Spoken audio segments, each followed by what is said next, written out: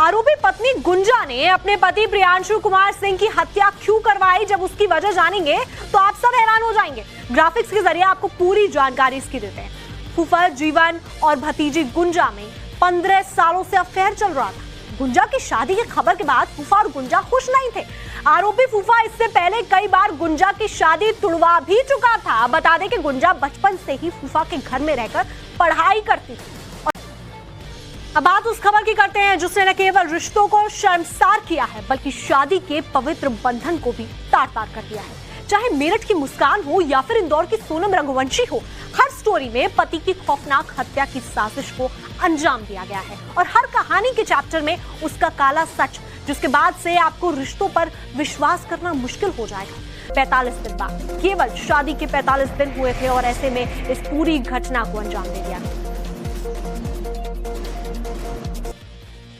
के बाद गुंजा देवी और उसके फूफा के बीच में बातचीत जो लगातार होती रहती थी, उसमें डिस्टर्बेंस होने लगा। गुंजा देवी और उसके फूफा जी जीवन सिंह के द्वारा लड़के की हत्या करने का निर्णय लिया गया और बुआ को भी कभी गुंजा और फूफा के रिश्तों पर शक नहीं हुआ।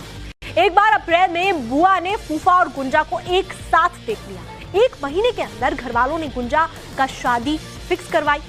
21 मई को प्रियांशु और गुंजा की शादी कर दी गई। 24 जून को 27 साल के प्रियांशु की गोली मारकर हत्या कर दी गई। 60 साल के फूफा के प्यार में 27 साल की भतीजी ने यह मर्डर करवा दिया।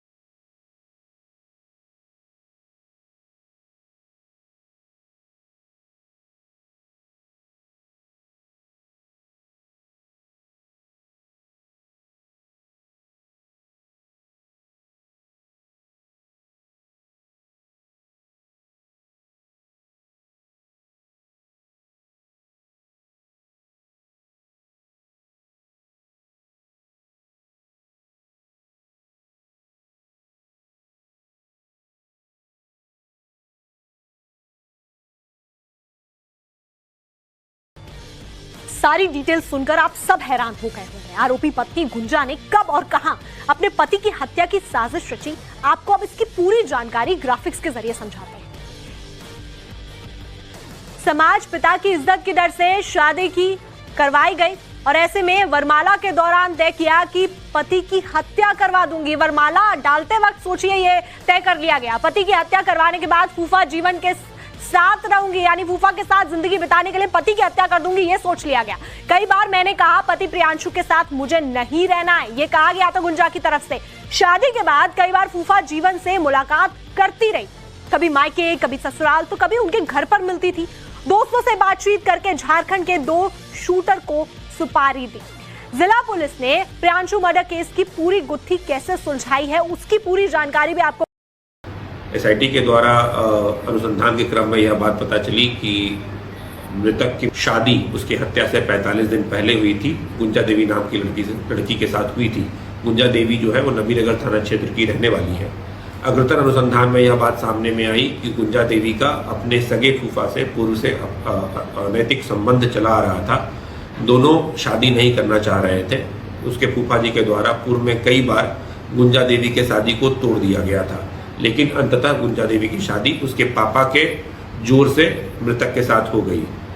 एक बार शादी होने के बाद गुंजा देवी और उसके फूफा के बीच में बातचीत जो लगातार होती रहती थी, उसमें डिस्टर्बेंस होने लगा। गुंजा देवी और उसके फूफा जी जीवन सिंह के द्वारा लड़के की हत्या करने का निर्णय लिया गया।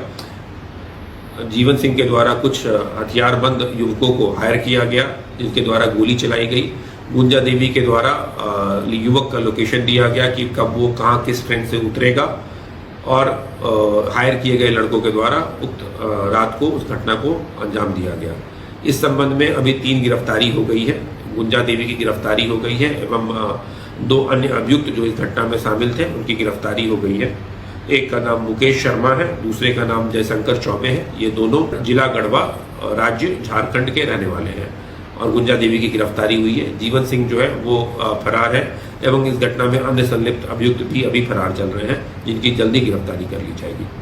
इनके पास से मोबाइल फ़ोन बरामद हुआ है। गुंजा देवी के पास से भी मोबाइल फ़ोन बरामद हुआ है, जिसमें गुंजा देवी का लगातार जीवन सिंह के साथ बातचीत है और फोटो का जो आदान प्रदान किया गया है वो भी है, जिसे साक्ष्य के रूप में संग्रहित किया गया है और माननीय न्यायालय में पेश किया जाएगा। घटना में संलिप्त अन्य अभियुक्तों की भी गिरफ्तारी तुरंत कर ली जाएगी।